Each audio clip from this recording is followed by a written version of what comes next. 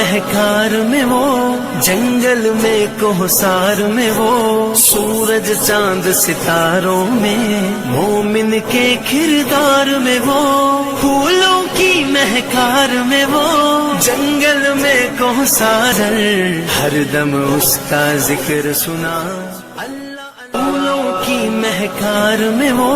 جنگل میں کوہسار میں وہ۔ الحمدللہ وکفا وسلام علی عبادہ الذین اصطفى، اما بعد فقد قال اللہ تعالی فی القرآن المجید والفرقان الحمید، ان هذا القرآن يهدي للتي هي اقوم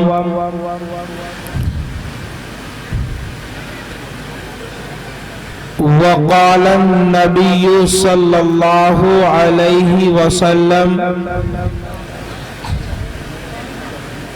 ان الله يرفع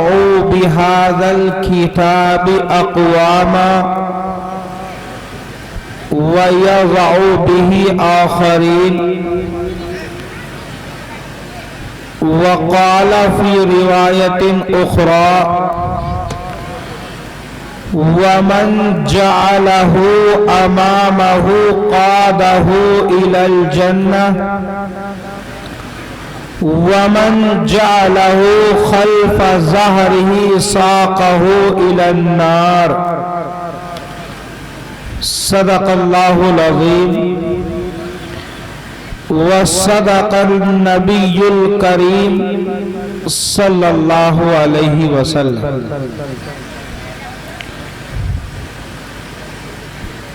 صدر محترم،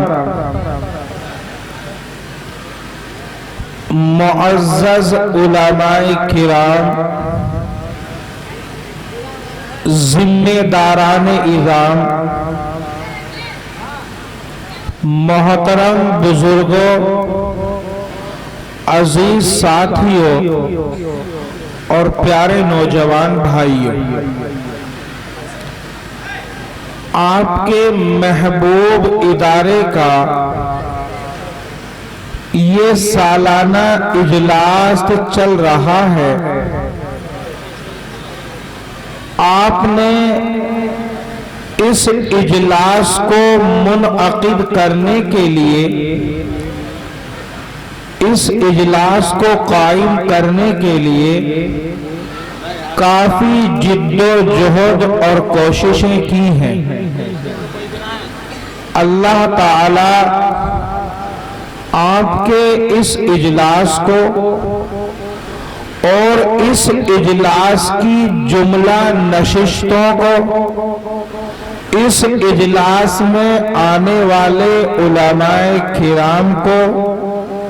اور سننے والے سامعین اعظام کو شرف قبولیت عطا فرمائے۔ آپ کے محبوب ادارے میں جن معزز اور محترم علماء کو خطابت اور تقریر کے لیے مدعو کیا گیا ہے، وہ آپ کے ادارے میں تشریف لا چکے ہیں اور کچھ لا رہے ہیں۔ ان معزز علماء کی تشریف آوری سے پہلے چند باتیں چند منٹوں میں میں بھی آپ کے سامنے بیان کرنا چاہتا ہوں۔ اللہ تبارک و تعالی ان باتوں کو صحیح طریقے پر بیان کرنے اور ہم سب کو ان پر عمل کرنے کی توفیق مرحمت فرمائے۔ محترم بزرگوں اور دوستوں،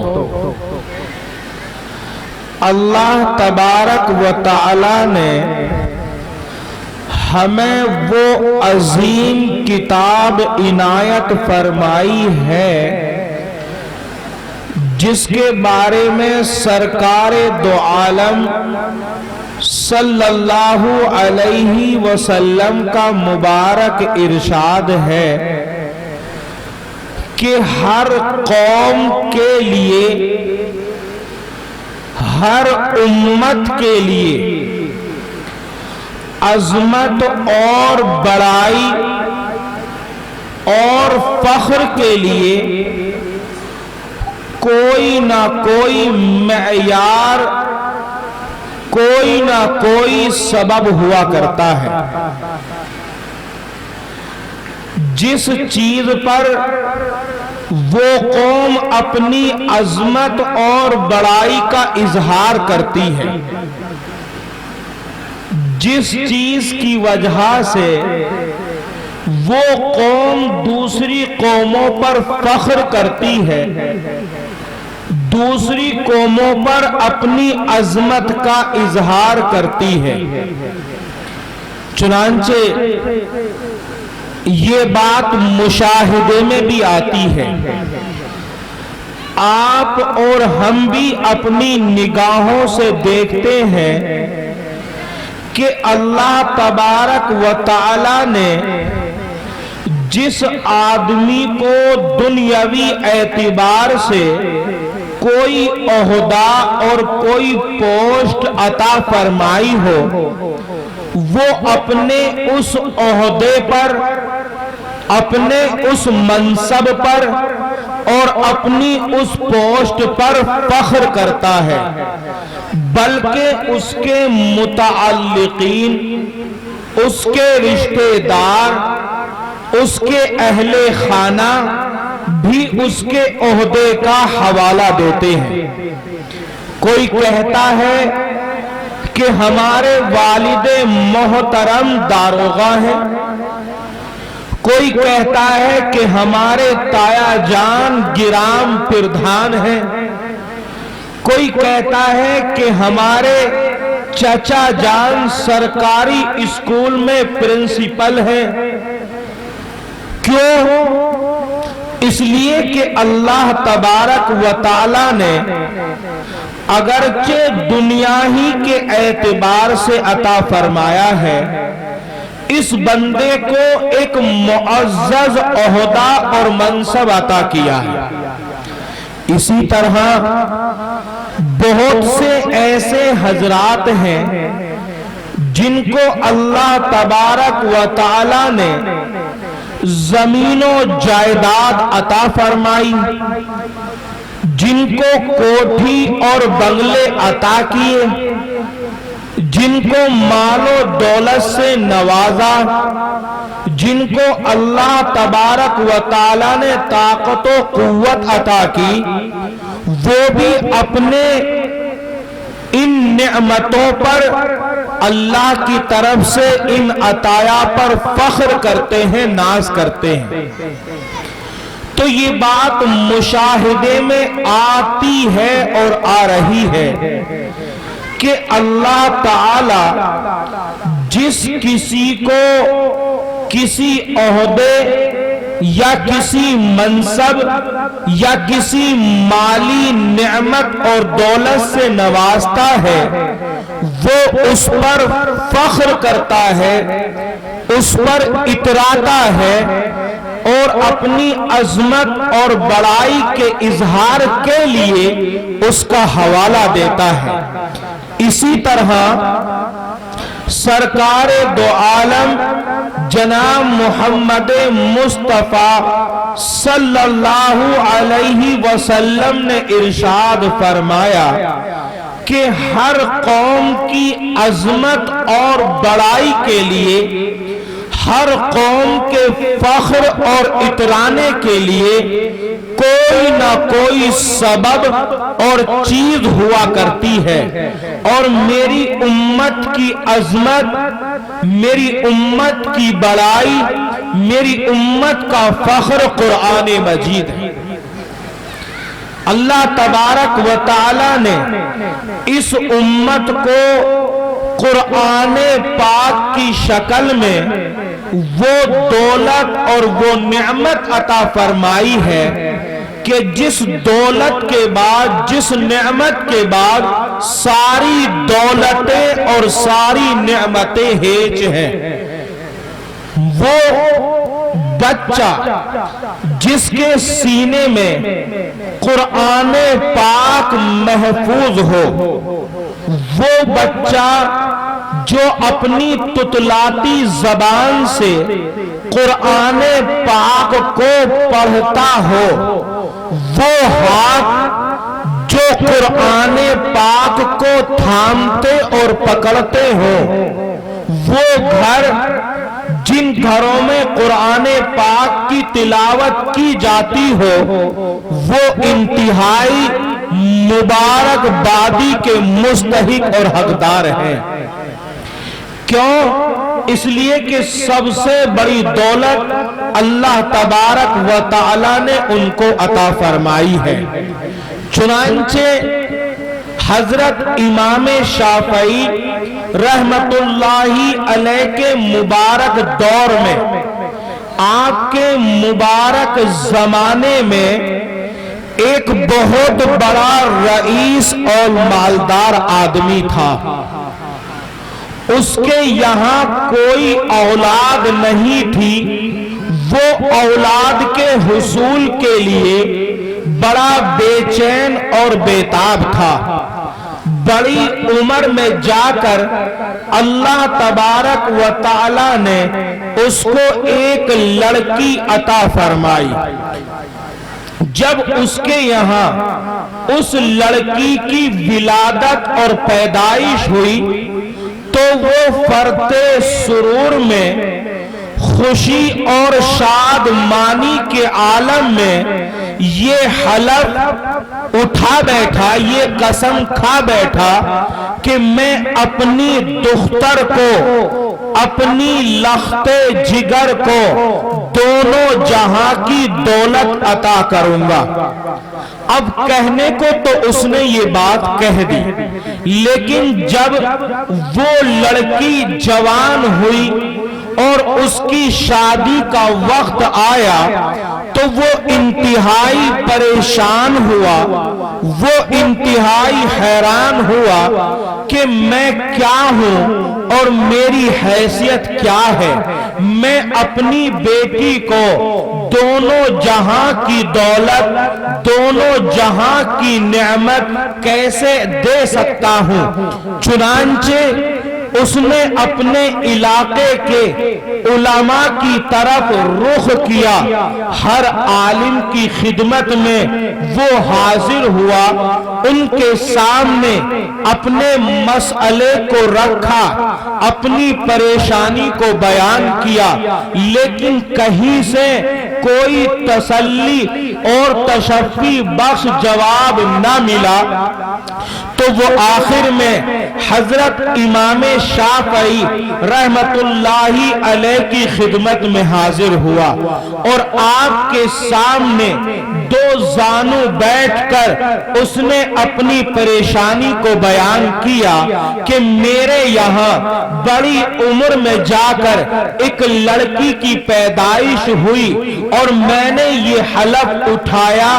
یہ قسم کھائی کہ جب یہ جوان ہوگی اور اس کے نکاح کا وقت آئے گا اور میری دہلیز سے اس کی رخصتی ہوگی تو میں دونوں جہاں کی دولت اس کی آغوش میں، اس کی گود میں دے کر ودا کروں گا۔ لیکن میں کیا ہوں اور میری حیثیت کیا ہے؟ آج میری بیٹی کے نکاح کا وقت قریب آ چکا ہے، آپ میری پریشانی کا کوئی حل بتائیے تاکہ میری پریشانی حل ہو جائے اور میں اپنی قسم سے بری ہو جاؤں۔ امام شافعی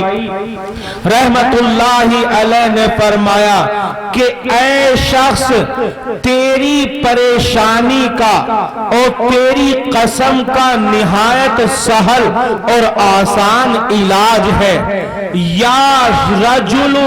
علم بنتک قرآن कुरआनन व अहकामहु, ऐ फुला शख्स तू अपनी बेटी को कुरआन और अहकाम कुरआन की तालीम दे। अपनी बेटी को कुरआन पाक पढ़ना सिखा दे।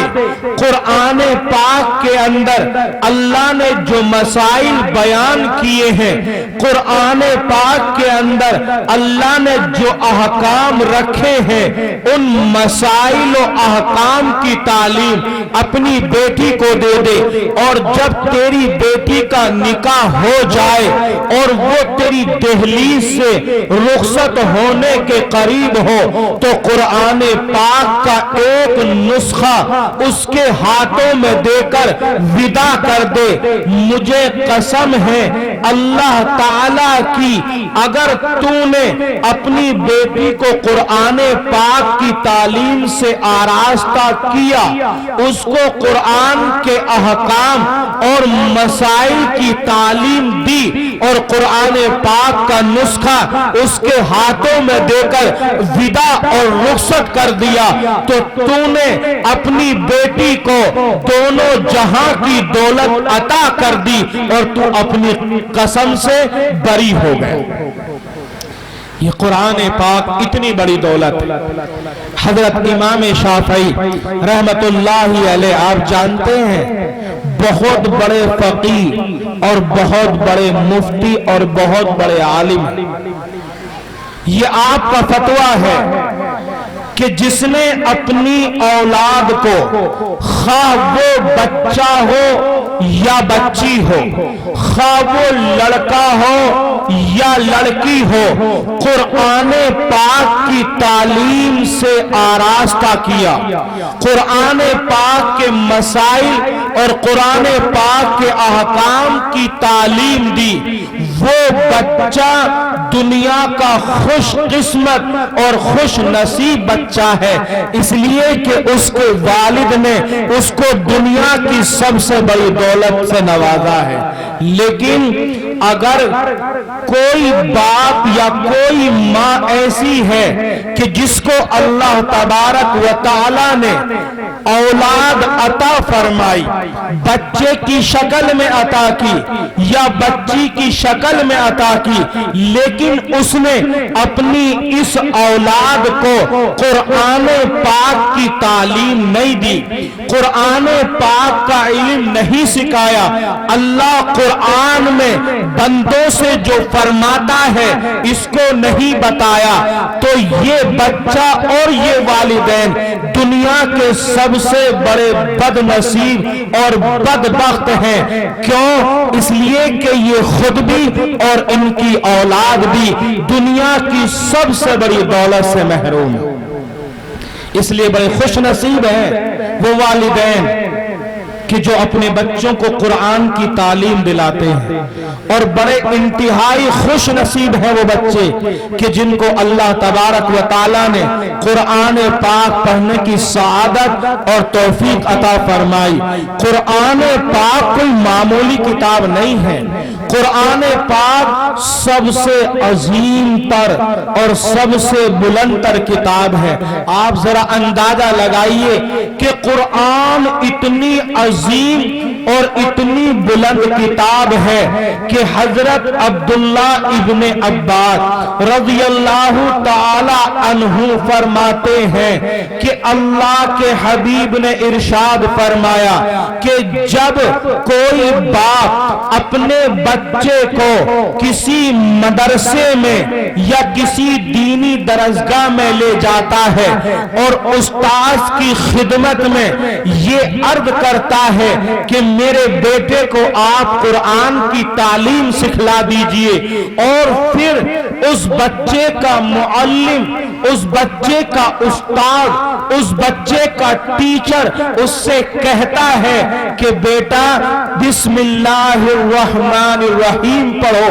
यानी कुरान की तालीम हासिल करने के लिए अगर किसी बच्चे की बिस्मिल्लाह कराई जाती है तो अल्लाह के کے حبیب، اللہ کے رسول کا وعدہ ہے، اللہ کے نبی کی بشارت ہے، اللہ کے نبی کی خوشخبری ہے کہ اللہ تعالیٰ ایسے موقع پر کہ جب قرآن پاک کی بسم اللہ کرائی جاتی ہے، 3 لوگوں کی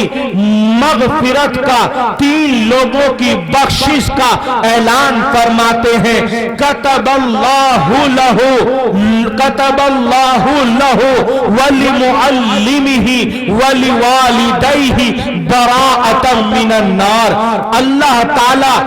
نمبر 1 اس بچے کے لیے، نمبر 2 اس بچے کے معلم اور استاد کے لیے، اور نمبر 3 اس بچے کے والدین کے لیے جہنم سے برات اور آزادی کا پروانہ عطا فرماتے ہیں۔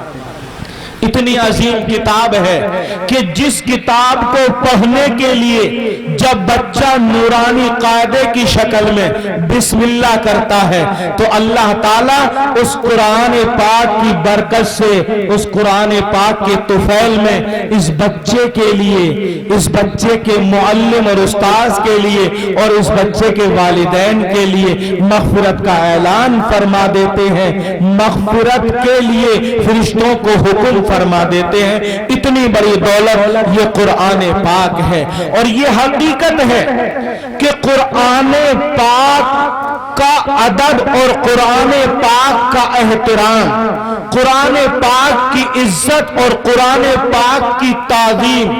جس شخص نے اس دنیا کے اندر کی ہے، اللہ تبارک و تعالی نے اس کو نوازا ہے، اس قوم کو، ان لوگوں کو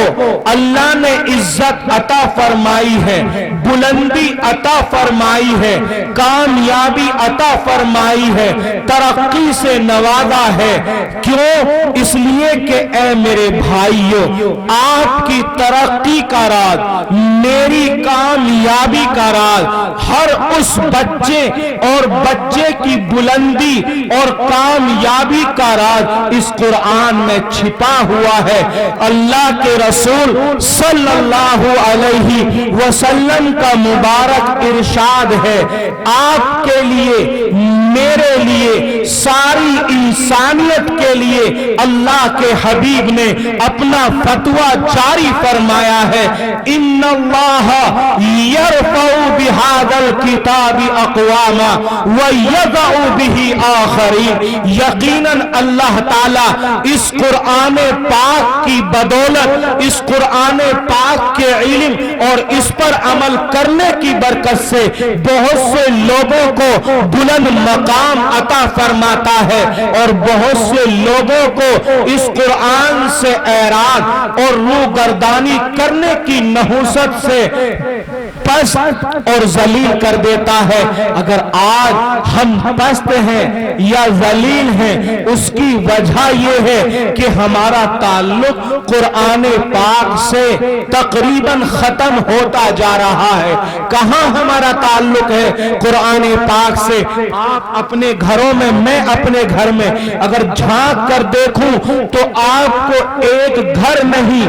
2 گھر نہیں، 3 گھر نہیں، ایک بستی میں سینکڑوں ایسے گھر اور پریوار نظر آئیں گے کہ جن گھروں میں صبح سے لے کر شام تک اور شام سے لے کر صبح تک ہر چیز کے لیے وقت ہے، ہر چیز کے لیے ٹائم ہے، ہر چیز پر فوکس اور دھیان ہے، لیکن اگر وقت نہیں ہے تو قرآن پاک کھولنے کے لیے نہیں ہے، اگر ٹائم نہیں ہے تو قرآن پاک کی تلاوت کے لیے نہیں ہے، اگر توجہ اور دھیان نہیں ہے تو قرآن پاک کے نسخے پر نہیں ہے۔ اور جو حضرت ضحاک ابن مزاحم رحمت اللہ علیہ نے آج سے تقریباً کئی سو برس پہلے فرمایا تھا، یأتی علی الناس زمان یعلقون المصاحف حتی یعشش فیہ العنکبوت ولا ینتفع بما فیہا، کہ ایک دور آنے والا ہے، ایک وقت آنے والا ہے، ایک زمانہ بالکل ان قریب ہے کہ اس زمانے کے مسلمان قرآن پاک کو اپنی دیواروں پر چسپاں کر لیں گے، اپنی طاقوں میں، اپنے گولٹوں میں، اپنے صندوقوں میں اور اپنے طاقچوں میں سجا کر رکھ دیں گے، لیکن اس قرآن کو پڑھنے کی توفیق اور ہدایت ان کو نصیب نہیں ہوگی۔ قرآن پاک دیوار پر چسپا ہوگا، قرآن پاک طاقچے میں رکھا ہوگا، قرآن پاک ہمارے صندوق میں بند ہوگا، لیکن کھولنے اور نہ پڑھنے کی نحوست سے مکڑیاں اس قرآن کے ارد گرد جالا تان لیں گی، اپنا گھر بنا لیں گی۔ اے میرے بھائیوں، میں آپ سے آپ کے گھر کے لیے نہیں کہتا، میں آپ سے اللہ کے گھر کے لیے کہتا ہوں۔ آپ یہاں کی مسجدوں کی جانچ پڑتال کیجئے، انویسٹیگیشن کیجئے، جن طاقچوں میں قرآن پاک کے نسخے، قرآن پاک رکھا ہوا ہے، ان طاقچوں پر اگر آپ غور کریں گے تو ان طاقچوں پر آپ کو مکڑیوں کے جالے نظر آئیں گے، مکڑیوں کے گھر نظر آئیں گے، ان طاقچوں پر آپ کو گرد و غبار اور دھول مٹی نظر آئے گی، اور آپ کو بہت سے ایسے قرآن کے نسخے نظر آئیں گے جو گرد و غبار پڑنے کی وجہ سے، دھول مٹی لگ جانے کی وجہ سے بوسیدہ ہو چکے ہوں گے، ان کے اوراق شہید ہو چکے ہوں گے۔ آپ کو ایسے بے شمار قرآن آپ کی مساجد میں نظر آئیں گے۔ اے مسلمانوں، ذرا دل پر ہاتھ رکھو، جب مسلمانوں کی مسجدوں کا قرآن کے تعلق سے یہ حال ہو تو پھر ان کے گھروں کا کیا حال ہوگا؟ آپ سوچئے، آپ غور کیجئے کہ ہمارے گھر کی خواتین، ہمارے گھر کے مرد حضرات یہ کہتے ہوئے نظر آتے ہیں کہ یہ قرآن کا نسخہ ہے، سال بھر سے بند پڑا ہے، لہذا اس کو آپ مسجد میں رکھائیے۔ میں آپ سے پوچھتا ہوں، اللہ کے واسطے آپ مجھے جواب دیجئے، وہ گھر جس کے اندر 8 افراد ہیں، یا جس کے اندر 10 افراد ہیں، یا جس کے اندر 15 فیملی ممبرز ہیں، قرآن کا ایک نسخہ اس گھر میں رکھا ہوا ہے، اور پھر ہماری غفلت اور ہماری کوتاہی کا عالم یہ ہے، ہماری بے توجہی اور عدم دھیان کا عالم یہ ہے کہ 10 افراد کو ایک قرآن پڑھنے کی توفیق نصیب نہیں ہو رہی۔ باپ قرآن کی تلاوت سے محروم ہے، ماں قرآن کھولنے سے محروم ہے، اولاد کے پاس قرآن کھولنے کے لیے وقت نہیں ہے، گھر کی بہوؤں کے پاس کام کاج سے فرصت نہیں ہے۔ اے مسلمانوں، اگر 10 افراد ہیں، ایک نسخہ کھولنے کی ان کو فرصت نہیں ہے، تو مساجد میں جو ہزاروں اور سینکڑوں نسخوں کی شکل میں قرآن پاک رکھا ہوا ہے، تو وہ 40 یا 50 مقتدی ان قرآن کریم کو کیسے کھولیں گے اور ان کا حق کہاں سے ادا کریں گے؟ آپ سوچئے، قرآن پاک کے ساتھ ہمارا تعلق ہے، اور یہ تو پہلا پایدان ہے۔ قرآن پاک کی تلاوت، قرآن پاک کی قرات، قرآن پاک کو کھولنا، اس کا دھیان رکھنا، اس پر اچھا جزدان چڑھانا اور اس کی ریڈنگ کرنا، یہ پہلا پایدان ہے۔ دوسرا پایدان اور دوسرا زینت و عمل کا ہے۔ ہم تو پہلے پایدان اور پہلی سیڑھی پر ہی پھسل رہے ہیں تو اپنی منزل پر ہم کیسے پہنچیں گے؟ اے میرے بھائیوں، قرآن کے ساتھ ہمارا یہ رویہ، قرآن کے ساتھ ہمارا یہ برتاؤ بالکل ٹھیک نہیں ہے۔ ہم اپنی پریشانیوں کا حل تلاش کرتے ہیں، حالانکہ اللہ کے حبیب نے فرمایا کہ اے مسلمانوں، آپ کوئی بھی سبب، کوئی بھی ذریعہ اور کوئی بھی وسیلہ اختیار کر لینا، لیکن جب تک تم اور تمہاری نسل قرآن پاک سے وابستہ نہیں ہوگی، اس وقت تک اللہ تعالیٰ تمہیں عزت اور کامیابی عطا نہیں فرمائے گا۔ چنانچہ حضرت علامہ ابن جوزی رحمت اللہ علیہ نے بڑی انصاف پسند بات ارشاد فرمائی۔ آپ فرماتے ہیں اے مسلمان، اگر تجھے یہ دیکھنا ہو کہ اللہ کے یہاں تیرا کیا مقام ہے، اللہ کے یہاں تیری کیا پوزیشن ہے، اللہ کے یہاں تیرا کیا رتبہ ہے، اللہ کے یہاں تیرا کیا درجہ ہے، تو پہلے یہ دیکھ تیرے دل کے اندر قرآن پاک کا کیا درجہ ہے، قرآن پاک کا کیا مقام ہے۔ جتنا تعلق اے مسلمان تجھ کو قرآن سے ہوگا، اتنا ہی تعلق اللہ تعالیٰ کو تجھ سے ہوگا۔ کتنا تعلق ہے ہمیں قرآن پاک سے، قرآن پاک سے کتنا تعلق ہے ہمیں، یہ سب کے ساتھ، سب کے سامنے یہ بات ظاہر ہے اور یہ بات آیا ہے۔ قرآن پاک تو ایک ایسی کتاب ہے کہ اگر کوئی غیر جس کا ایمان سے تعلق نہ ہو، اسلام سے تعلق نہ ہو، قرآن سے تعلق نہ ہو، اگر وہ بھی قرآن کا ادب کرے اور قرآن کی تعظیم کرے، اللہ تعالیٰ اس کو بھی نوازتا ہے، اللہ تعالیٰ اس کو بھی نوازتا ہے۔ حضرت حکیم الامت مولانا اشرف علی تھانوی رحمت اللہ علیہ نے ایک بڑا عجیب و غریب واقعہ قرآن پاک کی برکت کے تعلق سے بیان فرمایا ہے۔ آپ فرماتے ہیں کہ شہر لکھنؤ میں ایک ہندو رہتا تھا، ایک نیک دل ہندو، ایک نیک سیرت ہندو،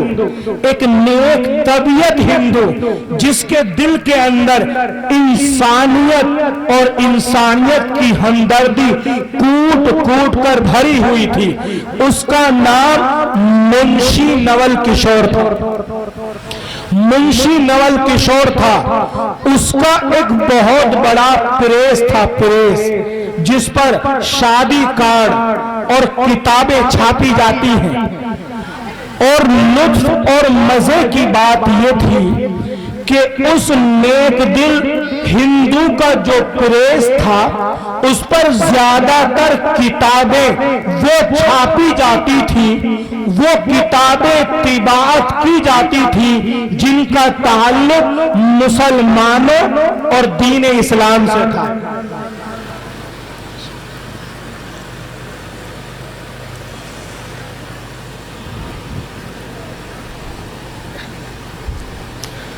جن کا تعلق مسلمانوں اور دین اسلام سے تھا، اس کے پریس پر قرآن مجید کی کتابت ہوتی تھی، قرآن مجید چھاپا جاتا تھا، اس کے یہاں بخاری شریف کا نسخہ چھاپا جاتا تھا، مسلم شریف چھاپی جاتی تھی، ترمذی شریف چھاپی جاتی تھی، اور مولانا عبدالشکور لکھنوی رحمت اللہ علیہ کی علم الفقہ جو مسائل کے اندر ایک اونچا مقام رکھتی ہے، وہ کتاب چھاپی جاتی تھی۔ اور الحمدللہ احقر نے، اس بندے نے بھی اس منشی نول کشور کے مطبع کی اور پریس کی چھاپی ہوئی کتابیں ان آنکھوں سے پڑھی ہیں۔ لکھنؤ کے اندر جب ہم نے تعلیم حاصل کی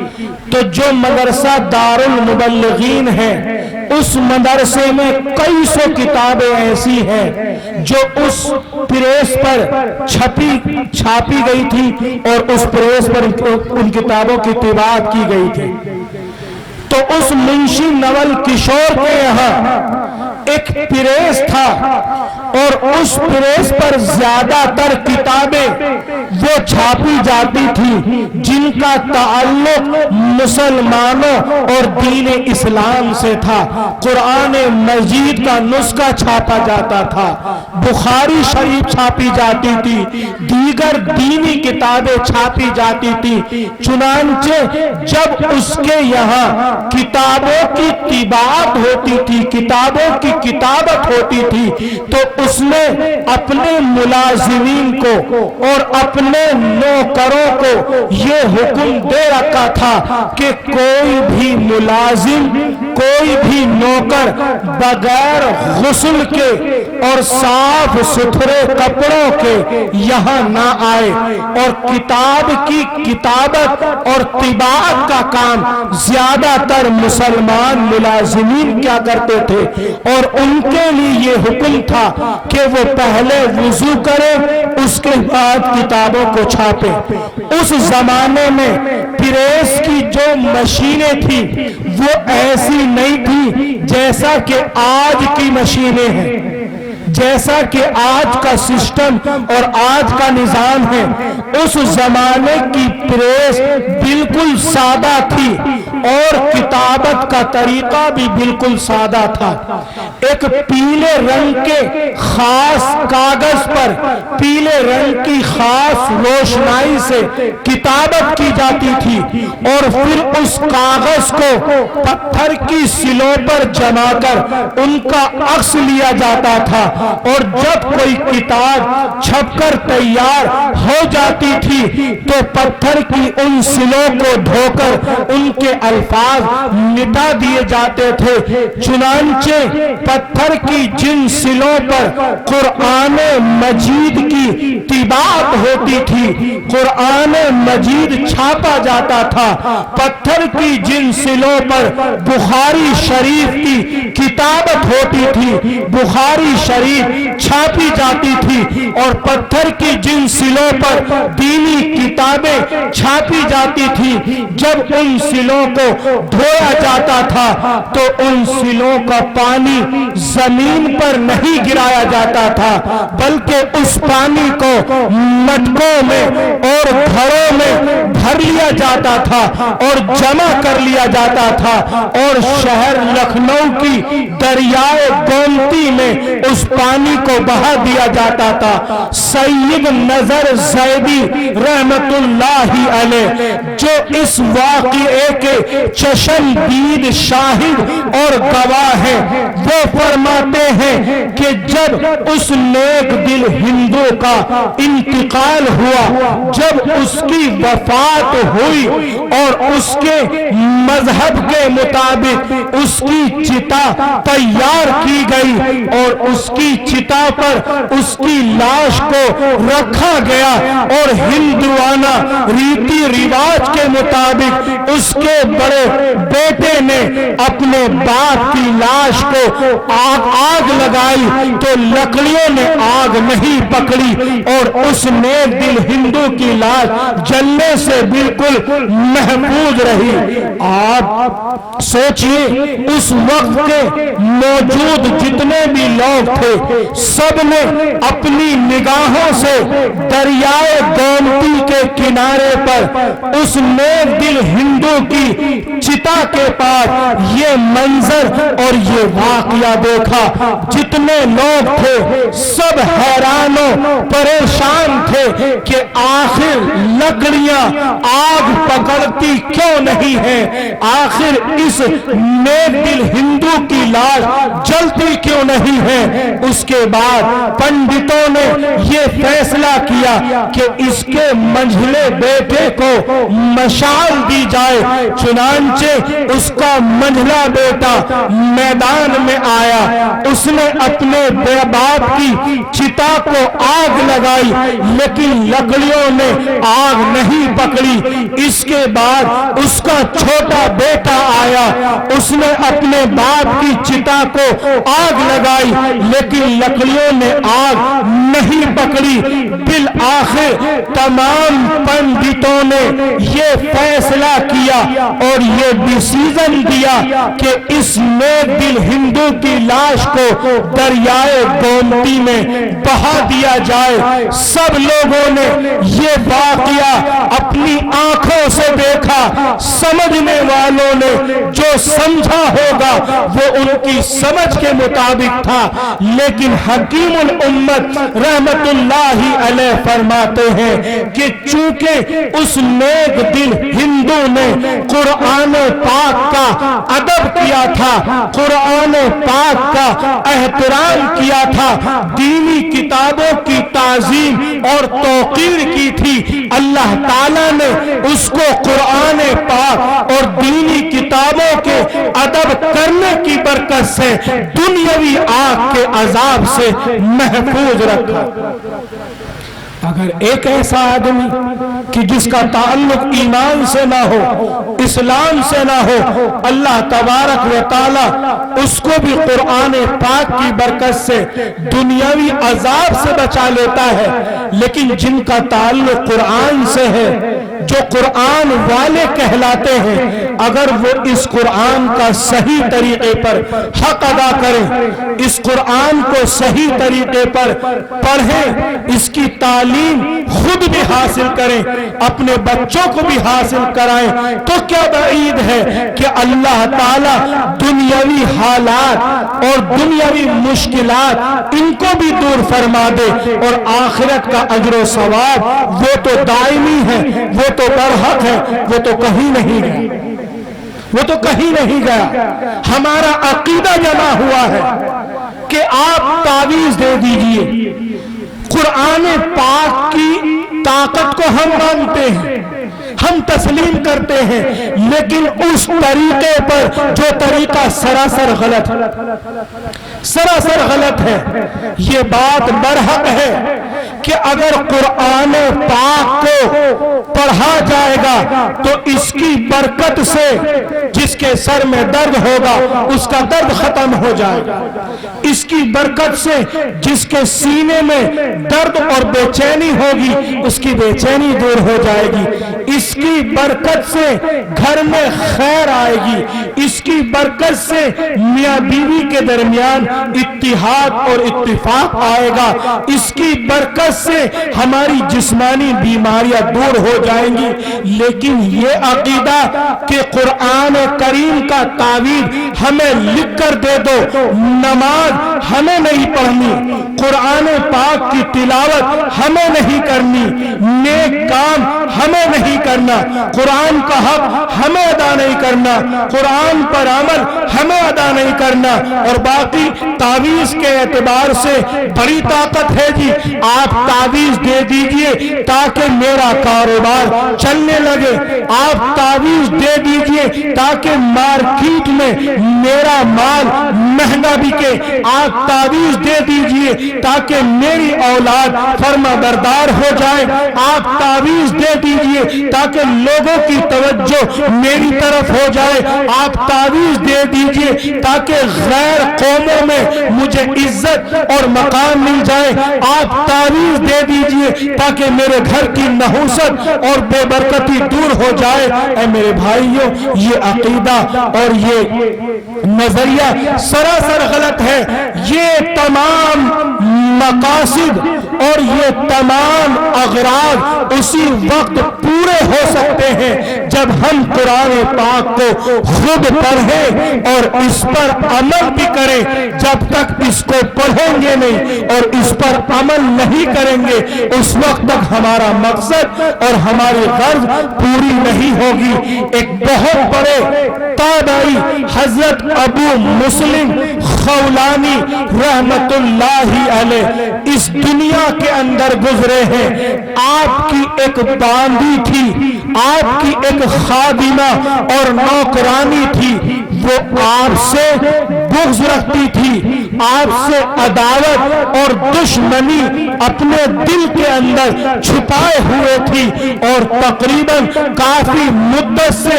आपके खाने में, आपके पीने में, आपकी शरबत में और आपके दूध में जहर मिलाया करती थी। लेकिन अल्लाह ताला की कुदरत, अल्लाह ताला का हुक्म, वो जहर आप पर असर नहीं करता था।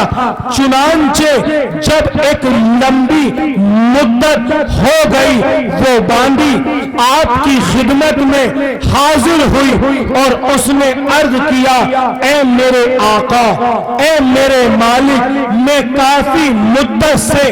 आपको आपके खाने में, आपके पानी में, आपके दूध में जहर मिलाकर पिलाती रही हूं, लेकिन आप पर वो जहर कभी असर अंदाज नहीं हुआ। इसकी वजह क्या है? इमाम अबू मुस्लिम खौलानी रहमतुल्लाहि अलैह ने फरमाया कि तूने ये बदतरीन अमल क्यों किया? उसने कहा कि मैं आपसे आजादी और नजात चाहती हूँ, मैं ये चाहती हूँ कि आपके चंगुल से रिहा हो जाऊं। हजरत ने फरमाया, तेरे पहले सुआल का जवाब तो ये है कि तू मुझे जहर पिलाती थी, लेकिन मेरा ये मामूल है, मेरा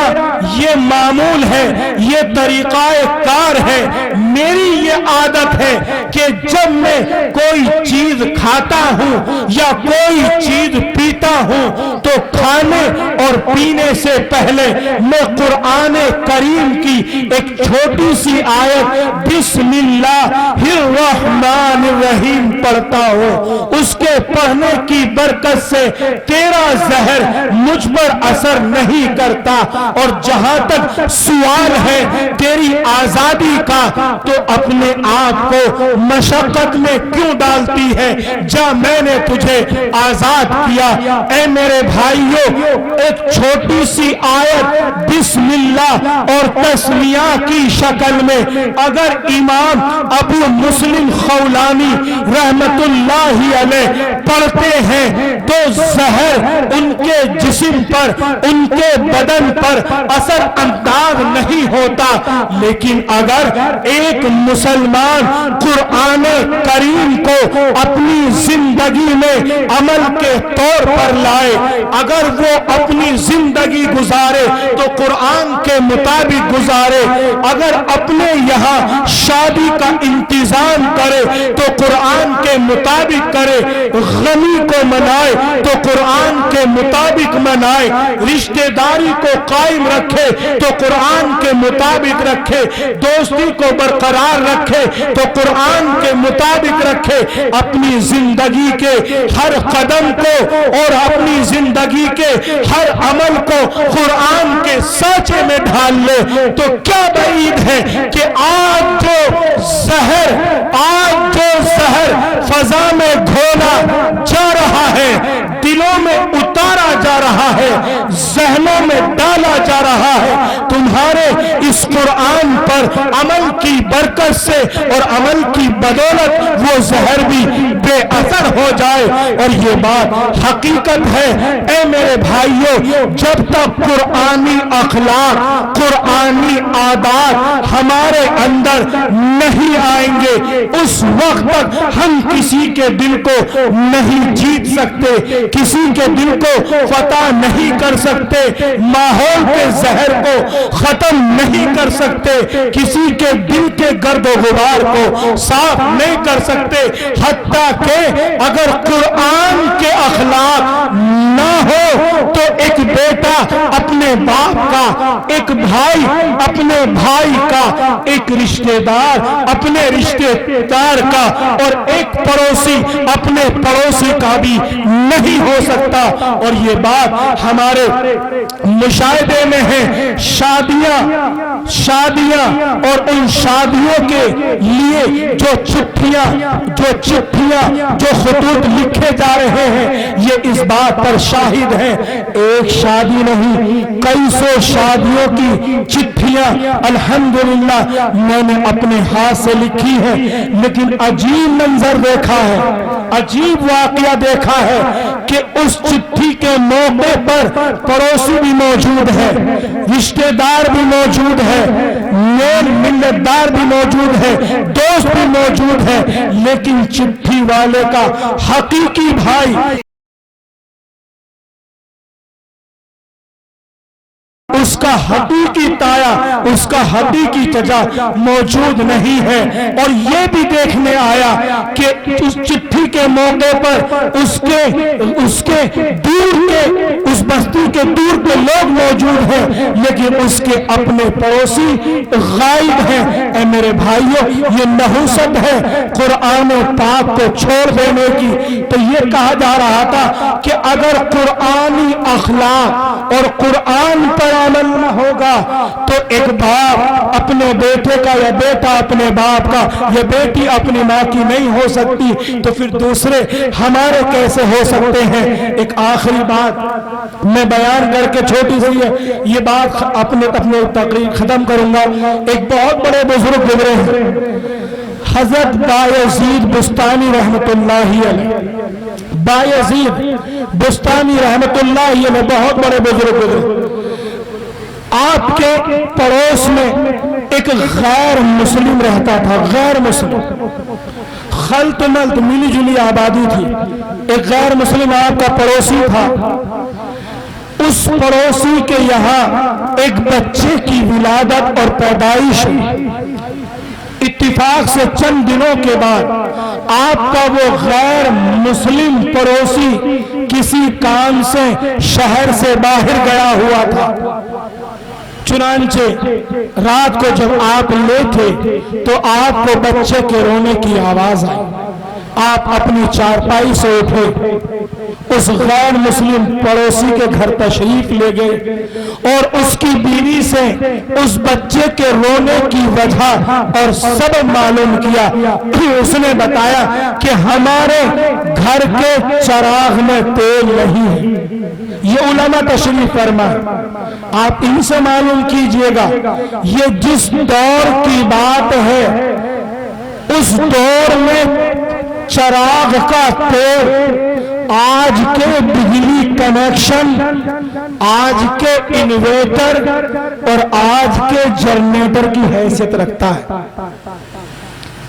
معدود چند لوگ تھے کہ جن کے گھروں میں چراغ ہوتا تھا اور اس سے بھی کم لوگ تھے کہ جن کے ان چراغوں میں تیل ہوا کرتا تھا. چنانچہ امام بایزید بستانی رحمت اللہ علیہ نے پوچھا کہ آپ کا یہ بچہ کیوں رو رہا ہے؟ اس نے کہا کہ حضرت یہ بچہ اندھیرے کی وجہ سے گھبراتا ہے اور پھر اس گھبراہٹ کی وجہ سے روتا ہے اور ہمارے گھر کے چراغ میں تیل نہیں ہے. حضرت بایزید بستانی رحمت اللہ علیہ فوراً اپنے گھر کا رخ کرتے ہیں, اپنے گھر کے چراغ کو اٹھا کر اس غیر مسلم پڑوسی کے گھر میں رکھ دیتے ہیں اور یہ فرماتے ہیں کہ جب تک تیرا کام نہ ہو جائے اس چراغ کو واپس کرنے کی ضرورت اور حاجت نہیں ہے. چنانچہ اس کے بعد حضرت بایزید بستانی رحمت اللہ علیہ کا یہ معمول بن گیا, آپ کی یہ عادت شریفہ بن گئی کہ جیسے ہی رات ہوتی آپ اپنے گھر کے چراغ کو روشن کر کرتے اور اس غیر مسلم پڑوسی کے یہاں رکھ آتے اور صبح کے وقت اس چراغ کو لے آتے۔ چنانچہ کچھ دنوں کے بعد جب وہ غیر مسلم اپنے سفر سے اور اپنے کام سے فارغ ہو کر اپنے گھر آیا تو اس کی بیوی نے سارا واقعہ اور ساری رویداد اپنے خاوند کے سامنے بیان کی۔ میرے بھائیوں، یہی وہ تلوار ہے، یہی وہ تلوار ہے اور یہی وہ اخلاق ہے کہ جس تلوار اور جن اخلاق سے گھائل ہو کر لوگوں نے اسلام کی چوکھٹ پر اپنا سر جھکایا، اسلام کی چوکھٹ پر اپنا سر جھکایا ہے، مسلمانوں کو اپنے دلوں میں بسایا ہے۔ اس غیر مسلم پڑوسی نے اپنی بیوی کو اور اپنے بچے کو اپنے ساتھ لیا اور حضرت کے گھر کے دروازے پہ آ کر کنڈی کھٹکھٹائی۔ آپ نے دروازہ کھولا اور اس نے کہا کہ حضرت، جب آپ کے گھر کی روشنی اور آپ کے گھر کا نور ہمارے گھر میں آ گیا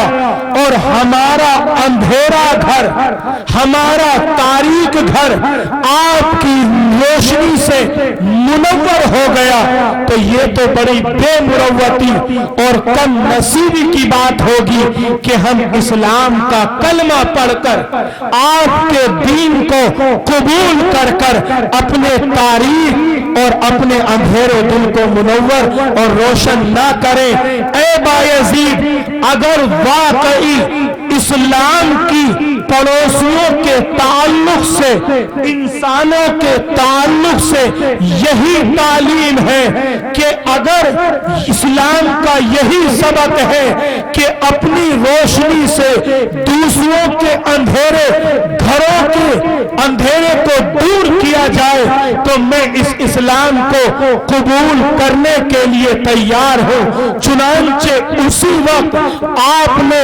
حضرت بایزید بستامی رحمت اللہ علیہ کے ہاتھ پر اسلام قبول کیا اور اپنے دل کی ظلمت اور تاریکی کو دور کر لیا۔ اے میرے بھائیوں، ہم اس قرآن کو پڑھتے نہیں، ہم اس قرآن کو کانوں سے سنتے نہیں، ہم اس قرآن کے احکام اور مسائل سے ناواقف اور یکسر جاہل ہیں، تو آپ بتائیے کہ جب ایک مسلمان ہو کر قرآن کو پڑھے گا نہیں، قرآن کو دیکھے گا نہیں، قرآن کو سنے گا نہیں، قرآن کو سمجھے گا نہیں، تو پھر وہ قرآن کے اخلاق کو کیسے اپنائے گا؟ اگر قرآن کو پڑھا جائے اور صحیح طریقے سے سنا جائے، ان علماء کی زبانی قرآن کے معانی کو سمجھا جائے، تو ایسا ہو نہیں سکتا کہ ہمارے دلوں پر قرآن اثر نہ کرے اور پھر اس اثر کرنے کی وجہ سے ہمارے اندر انسانیت، ہمارے اندر انسانیت کی ہمدردی، ہمارے اندر نبی کا طریقہ اور ہمارے اندر صحابہ کا عمل پیدا نہ ہو۔ اے میرے بھائیوں، ایسا ہو نہیں سکتا، لیکن ضرورت ہے اس قرآن پاک کو پڑھنے کی، اس کو پڑھانے کی، اس کو سیکھنے کی، اس کو سکھانے کی، اس کو سننے کی، اس کے لیے ٹائم نکالنے کی، اور وہ بات ہم سب یاد رکھیں، اسے نہ بھول جائیں۔ کیا کہ جس بچے کے دل میں قرآن پاک محفوظ ہے، یا جو بچہ قرآن پاک کو دیکھ کر پڑھنے کی صلاحیت رکھتا ہے، یا وہ ہاتھ جو قرآن پاک کو تھامتے ہیں، وہ زبانیں جو قرآن کو پڑھتی ہیں، وہ کان جو قرآن کو سنتے ہیں، وہ جگہ جہاں قرآن پڑھا اور پڑھایا جاتا ہے، وہ لوگ جو जो कुरान की तालीम पर अपना वक्त, अपनी गाही कमाई, अपने राय और अपने मशवरे इस्तेमाल और खर्च करते हैं, ये पूरी इंसानियत के, ये पूरी दुनिया के सबसे खुश नसीब अफराद हैं। और इसके नेगेटिव जो लोग इसके बरअक्स हैं वो इंतहाई बदबख्त और बदनसीब है। कोशिश इस बात की जाए कि इन नेक बख्तों में हमारा नाम भी आ जाए। इसलिए कुरान पाक के दो तरीके हैं। कुरान पाक को पढ़ना सीखा जाए, जो हमारे बच्चे हैं इनको कुरान पाक लफ्जी एतबार से सिखाया जाए, कुरान का नाजरा, कुरान का हिफज। और जो हमारे बड़े अफराद हैं, जो आप लोग हैं, कुरान क्या कहता है दर्स कुरान की शक्ल में उसको समझा जाए।